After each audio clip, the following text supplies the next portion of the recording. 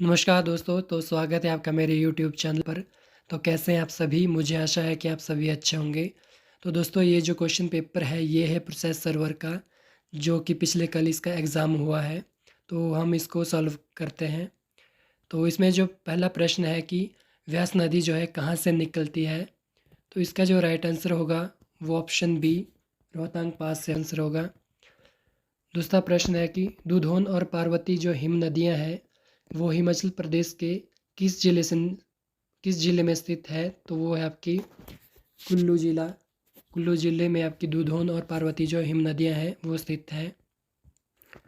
तीसरा प्रश्न है कि जो छोबिया दर्रा है किसकी सीमा पर स्थित है? तो इसका जो राइट आंसर होगा वो ऑप्शन ए, चंबा लाहौल होगा इसका आंसर। चौथा प्रश्न है आपका कि जो सप्रुन घाटी है वो कहाँ पे स्थित है? तो जो सप्रुन घाटी है आपकी वो आपकी सोलन में स्थित है। ऑप्शन ए इसका राइट आंसर होगा। पांचवा प्रश्न है कि शिमला का गेयटी थिएटर जो है किस वर्ष खुला था? तो इसका जो राइट आंसर होगा वो ऑप्शन ए 1887 जो होगा इसका राइट आंसर होगा। छठा प्रश्न है आपका अमृता शेरगिल हिमाचल प्रदेश के किस स्थान से संबंधित है? तो ये आपके शिमला ज़िले से ये संबंधित है, शिमला स्थान से संबंधित है ये। तो ऑप्शन डी इसका राइट आंसर होगा। सातवां प्रश्न है कि जो स्वामी विवेकानंद अस्पताल है वो किस स्थान पर स्थित है? तो इसका जो राइट आंसर होगा वो ऑप्शन सी, पालमपुर होगा। पालमपुर में जो है स्वामी विवेकानंद अस्पताल जो है स्थित है। आठवां प्रश्न है आपका कि किस खिलाड़ी को हिमाचल एक्सप्रेस से जाना जाता है? तो इसका जो राइट आंसर होगा वो आपका ऑप्शन ए, टेकचंद भंडारी। टेकचंद भंडारी को हिमाचल एक्सप्रेस के नाम से जाना जाता है। नौवां प्रश्न है आपका कि हिमाचल प्रदेश में निम्नलिखित स्थानों में से किसको मिनी स्विट्ज़रलैंड कहा जाता है? तो इसका जो राइट आंसर होगा वो ऑप्शन आपका बी, खजियार होगा। खजियार को जो है मिनी स्विट्ज़रलैंड कहा जाता है। 10वां प्रश्न है कि स्वान नदी हिमाचल प्रदेश के किस ज़िले से होकर बहती है? तो इसका जो राइट आंसर होगा वो ऑप्शन ए, ऊना होगा। ऊना ज़िले से ये होकर बहती है। 11वां प्रश्न है आपका कि रोहतांग पास जो है कुल्लू वैली को जोड़ता है किससे? तो इसका जो राइट आंसर होगा वो ऑप्शन सी, लाहौल स्पीति के साथ जोड़ता है। रोहतांग पास जो है कुल्लू वैली को जो है लाहौल स्पीति के साथ जोड़ता है। 12वां प्रश्न है आपका कि मणिकर्ण गर्म जल स्रोत जो है हिमाचल प्रदेश के किस जिले में पाए जाते हैं? तो इसका जो राइट आंसर है ऑप्शन ए इसका राइट आंसर होगा। कुल्लू में जो है आपका मणिकर्ण है। मणिकर्ण गर्म जल स्रोत जो है आपका कुल्लू ज़िले में स्थित है। 13वां प्रश्न है आपका कि चायल क्रिकेट स्टेडियम जो है हिमाचल प्रदेश के किस ज़िले में स्थित है? तो ऑप्शन इसका बी राइट आंसर होगा। सोलन में जो है आपका चायल क्रिकेट स्टेडियम है। 14वां प्रश्न है कि निम्न में से कौन सा पर्वतीय दर्रा हिमाचल प्रदेश में स्थित है? तो इनमें से जो है आपका ऑप्शन ए, रोहतांग दर्रा जो है इसका राइट आंसर होगा। रोहतांग दर्रा जो हिमाचल प्रदेश में स्थित है। 15वां प्रश्न है कि जो लामा डल लेक है वो किस ज़िले में स्थित है? तो इसमें जो ऑप्शन सी है, ऑप्शन जो सी है वो आपका राइट आंसर होगा। चंबा, चंबा में जो आपका लामा डल लेक है। 16वां प्रश्न है आपका कि निम्नलिखित में से हिमाचल प्रदेश के किस ज़िले को जो है छोटी काशी के रूप में जाना जाता है? तो इसका जो राइट आंसर होगा वो ऑप्शन ए, मंडी। मंडी को जो है छोटी काशी के रूप में जाना जाता है।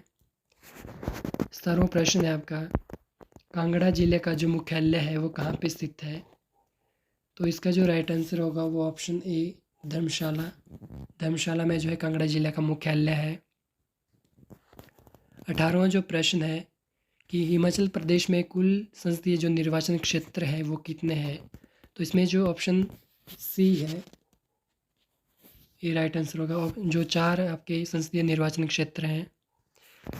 19वां जो आपका प्रश्न है वो है कि हिमाचल प्रदेश उच्च न्यायालय के वर्तमान जो मुख्य न्यायाधीश हैं वो कौन है?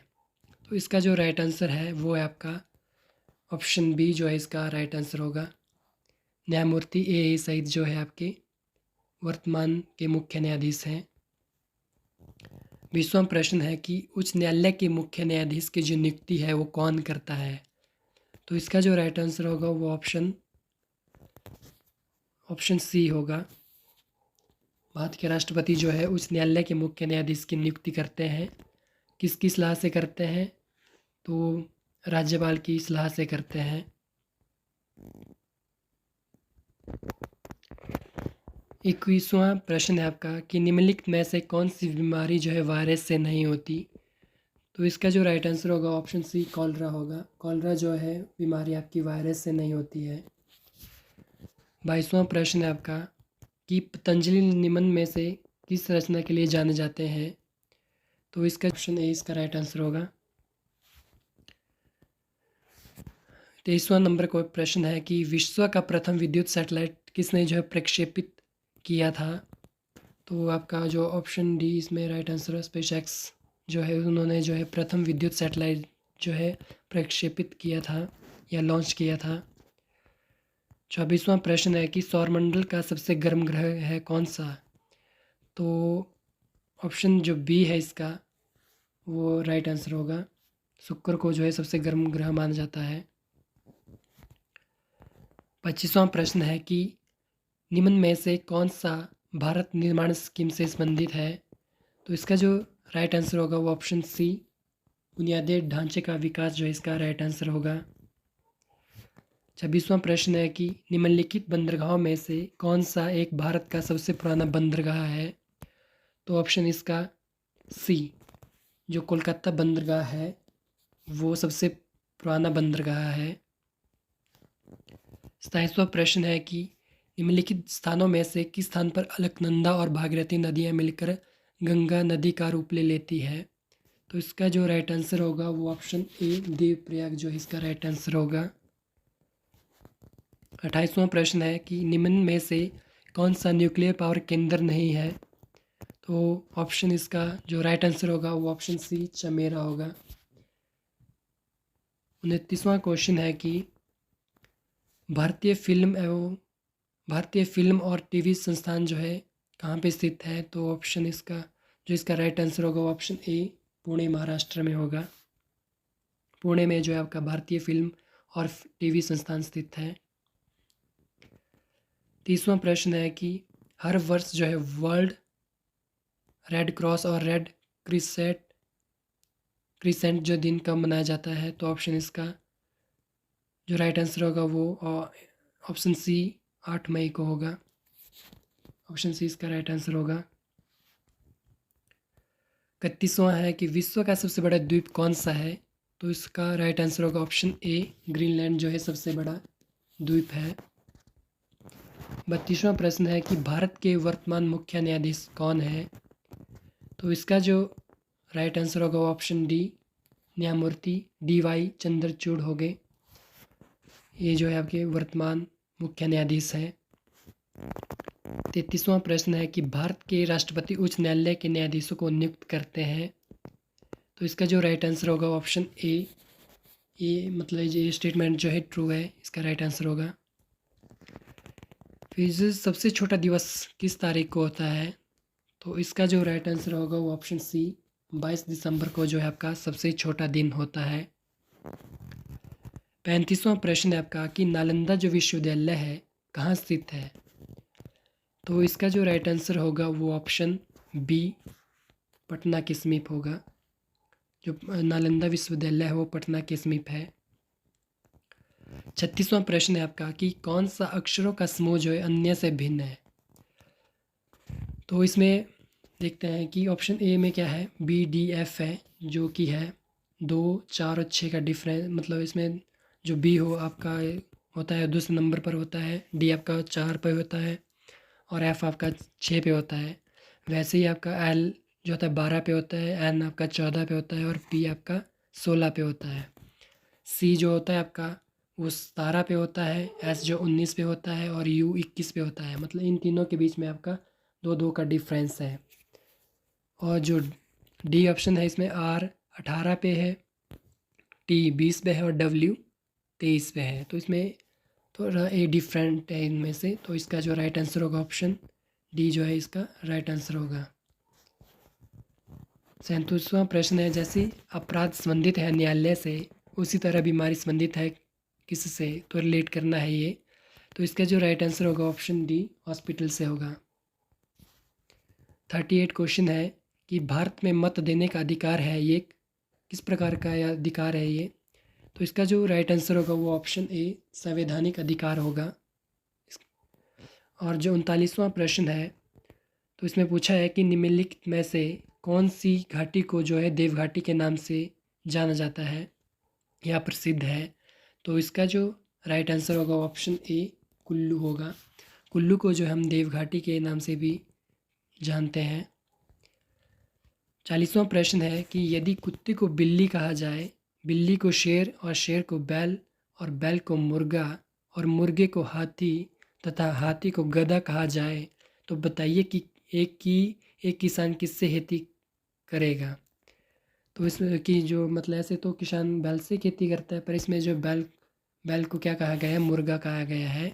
तो इसका जो राइट आंसर होगा ऑप्शन डी मुर्गा होगा। 43वां नंबर प्रश्न है आपका कि भारत में जो पंचायती राज व्यवस्था जो है कब लागू की गई थी। तो इसका जो राइट आंसर होगा वो ऑप्शन ए 1959 को जो है आपकी पंचायती राज जो है लागू किया गया था।